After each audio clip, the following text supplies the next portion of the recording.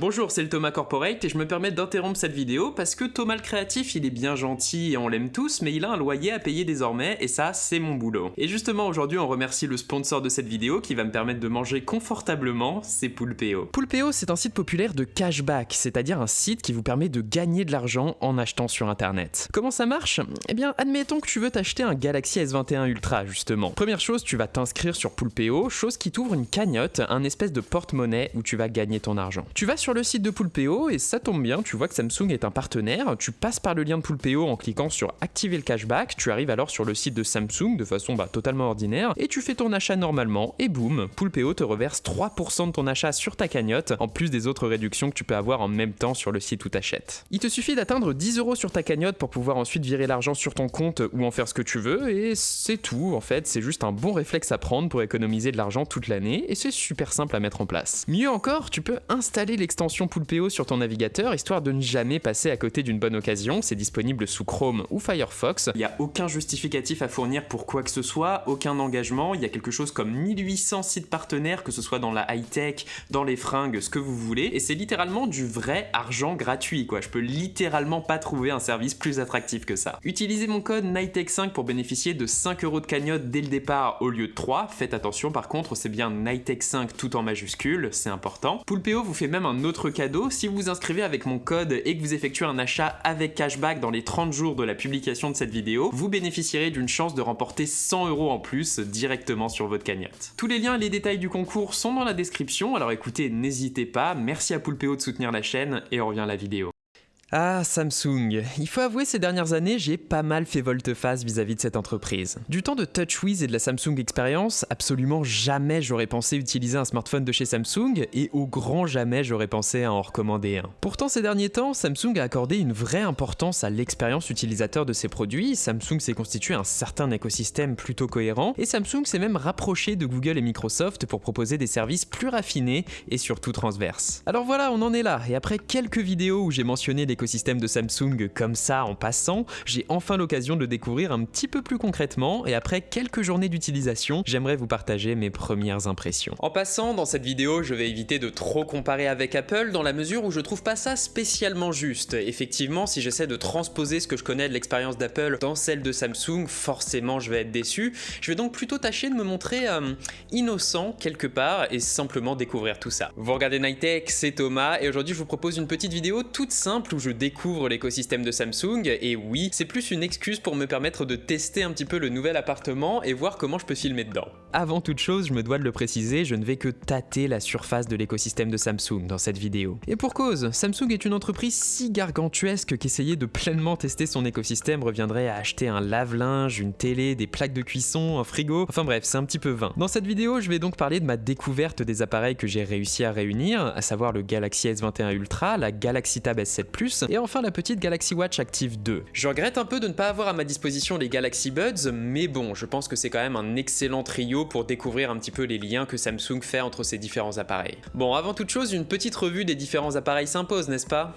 Allez, on va voir ça. Alors déjà, pour ce qui est du Galaxy S21 Ultra, je vais pas vous refaire la douzaine de tests que vous avez sans doute déjà vus et revus, on est sur quelque chose d'excellent et personne n'en doutait. Cette année, Samsung est loin de réitérer le côté très expérimental du S20 Ultra de l'an dernier, et le coréen tente plutôt une formule ultra haut de gamme ici, toujours aussi poussée, mais cette fois maîtrisée. C'est un petit peu à l'image de One UI, le système qui fait tourner ce S21 Ultra quand j'y pense. Peu de gros changements ces derniers temps, mais des optimisations appréciables, le système est très agréable et cohérent. L'intégration du 120 Hz est désormais très propre, à la fois grâce à la technologie de fréquence de rafraîchissement adaptative, qui évite de gaspiller de la batterie quand on n'a pas besoin de 120 images par seconde à l'écran, mais également grâce à la possibilité d'utiliser à la fois la résolution QHD de cette dalle et le 120 Hz. Même son de cloche niveau photo, on retrouve toujours un immense capteur qui cette fois est vraiment maîtrisé, l'autofocus ne m'a pas posé de soucis. On a quand même droit à une certaine richesse dans l'image, un très bon niveau de détail, une très bonne dynamique, et cette impression de profondeur qui est typique des flagships. Tout ça c'est très bien, bien, mais sérieusement, est-ce que vous avez vu ce design? Non seulement les designers de chez Samsung ont eu une vraie réflexion en décidant d'intégrer le bump de la partie caméra directement dans le boîtier, ce que je trouve très bien, ça fait de cette partie quelque chose d'assumé quelque part, mais ils ont également dit avoir travaillé pendant des heures pour trouver la parfaite nuance de noir pour ce S21 Ultra, et je suis tenté de les croire très honnêtement, parce que ce dos rend vraiment très bien, il est magnifique, il prend pas les traces de doigts. Bref, c'est un super téléphone, soigné, maîtrisé et ô combien haut de gamme. Au suivant Samsung. Alors, en ce qui concerne la Tab S7 Plus, je dois vous avouer que je l'attendais pas forcément au tournant. Android sur tablette, c'est la mort et ça se constate dans les faits. Très sincèrement, ça en devient même ridicule parfois. Sur Reddit par exemple, malgré l'écran de 12 pouces de la Tab S7 Plus, je ne peux voir qu'une publication à la fois. Même histoire sur Twitter, 2 ou 3 tweets maximum sur un écran de 12 pouces, c'est vraiment pas terrible. Quelques applications s'en sortent, Google Docs est un petit peu optimisé sur tablette, Gmail également, et Samsung a effectivement fait du travail pour optimiser un minimum ses propres applications, mais bon, ça reste très moyen et inutile de vous dire qu'on ne retrouve pas la suite Adobe ou des applications de création trop poussées non plus. Voilà, tout ça on s'en doutait, mais une fois qu'on a passé ça,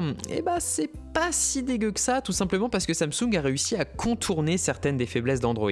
D'une part, il a réussi à intégrer le mode DeX, qui est un mode qui transforme la Tab S7 en une sorte de Chromebook ou d'ordinateur simplifié. À partir de là, vous pouvez travailler ou surfer sur le web tranquille en bénéficiant d'une vraie interface adaptée à une sorte d'ordinateur, en pouvant ouvrir vos applications du Play Store en miniature, en pouvant redimensionner vos fenêtres. C'est vraiment pas dégueu. Autre touche maligne qui m'a pas mal séduit, c'est le fait que si vous branchez la Tab S7 à un écran externe, elle peut faire office de pad de navigation en fait. C'est pas mal. Et puis à part ça, mon dieu, le hardware de la Tab S7 Plus est tellement bon qu'il me ferait presque oublier tous les soucis d'Android. C'est souvent le cas chez Samsung, ça arrive qu'il y ait des petits problèmes au niveau du logiciel, mais le hardware est toujours tellement bon qu'il fait un peu oublier ça. Ici on retrouve un grand écran QHD de 12 pouces, OLED et surtout 120 Hz, le tout avec 4 haut-parleurs optimisés par AKG. Franchement, pour tout ce qui est multimédia, pour les séries, pour les films, pour le cloud gaming, on est sur l'expérience la plus plaisante que j'ai jamais eue sur tablette. C'est d'autant plus vrai que Samsung a choisi un écran au format 16 dixième il me semble, ou 16 neuvième, enfin bref, c'est vraiment idéal pour les vidéos. Enfin voilà, si vous cherchez une tablette et que vous voulez rester du côté de Samsung et Google en matière de technologie, la Galaxy Tab S7 Plus est sans doute un des meilleurs choix, même si à 900 €,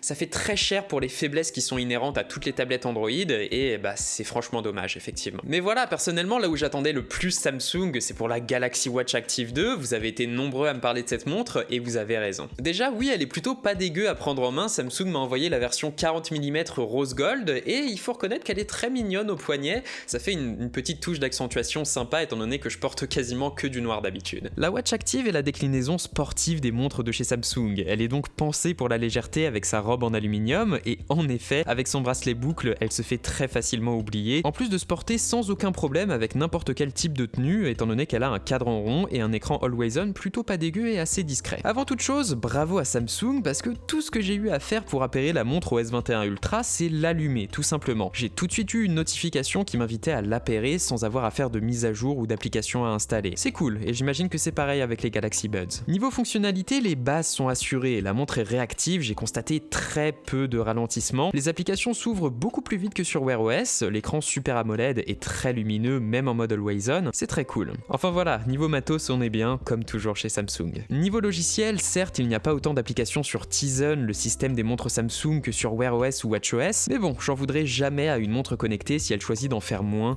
pour faire mieux. En termes d'usage quotidien, c'est du très bon, en tout cas, il n'y a aucun souci de connexion, on reçoit bien ses notifications, on peut interagir avec, et Bixby est même plutôt doué pour tout ce qui est dictée vocale et interaction avec vos notifications. Bien joué à lui, croyez-le ou non. Bon point également, Samsung a extrêmement bien adapté son software pour une montre à cadran rond, avec tout un système qui est basé sur des rotations et la couronne numérique de la watch. C'est bien pensé et on sent qu'il y a eu une vraie réflexion sur comment on devrait interagir avec une montre. Bien joué à Samsung, j'aime beaucoup ce genre de détails. Je suis beaucoup plus mitigé concernant les fonctionnalités de santé et de fitness de la montre, tout simplement parce qu'elle m'a paru assez imprécise dans ses mesures, mais bon, passons. Dans un effort pour ne pas m'en plaindre tout l'après-midi, je résumerai juste mon expérience en disant ceci: je suis incapable de trouver comment faire un ECG avec cette montre. Je vous jure que j'ai cherché, j'ai lu partout qu'on pouvait le faire, et je suis incapable de trouver l'option. Alors, n'hésitez pas à m'aider avec ça, mais je trouve quand même que c'est pas terrible. C'est un petit peu pareil en ce qui concerne la fonctionnalité de prise de tension qui est mise en avant par Samsung sur son site internet et que j'ai absolument pas trouvé,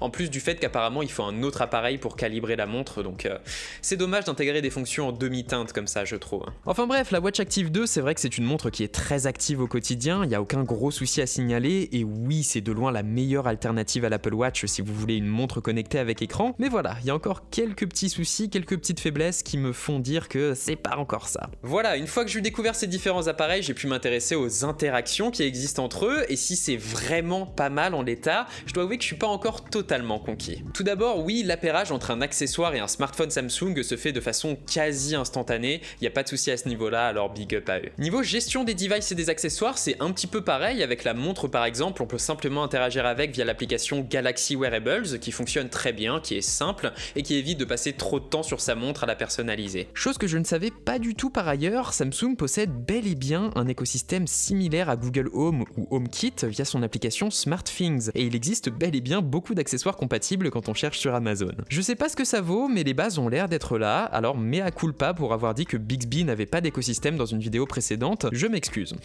Tout simplement. En passant, pour couper court aux rumeurs, en France je n'ai vu aucune publicité au sein du système lui-même, que ce soit sur la Tab S7 Plus, le S21 Ultra ou sur la montre, au-delà d'une notification push pour la sortie d'un produit, chose qui est assez classique et quelque part normale en termes de pratique CRM. Bon, tout ça c'est très cool, et les interactions smartphone-smartwatch fonctionnent très bien, mais pour moi le vilain petit canard, ça vient bien du côté de la tablette. C'est bien simple, je n'ai même pas réussi à synchroniser l'application de messages de la Tab S7 et du S21 Ultra, ce qui est très malheureux puisque c'est une des fonctions les plus simples et appréciables auxquelles j'ai pu penser. Malgré cela, on retrouve bien une forme de continuité entre les différents devices grâce à Samsung Cloud qui vient synchroniser les contenus des différentes applications comme les calendriers, les contacts, les notes, enfin la base quoi, mais je dois avouer que j'ai pas réussi à faire fonctionner le système de partage de fichiers de Samsung. C'est un petit peu dommage tout ça, ça a l'air un petit peu compliqué et pas encore totalement au point. Après, j'ai été un petit peu surpris de voir que beaucoup de services Samsung reposent sur ceux de Microsoft, notamment la synchronisation des photos dans l'application Gallery. Pourquoi pas après tout, une fois connecté à mon compte Microsoft, j'ai pu retrouver non seulement directement les photos de mon S21 Ultra sur la Tab S7 Plus, mais également sur mon laptop Windows.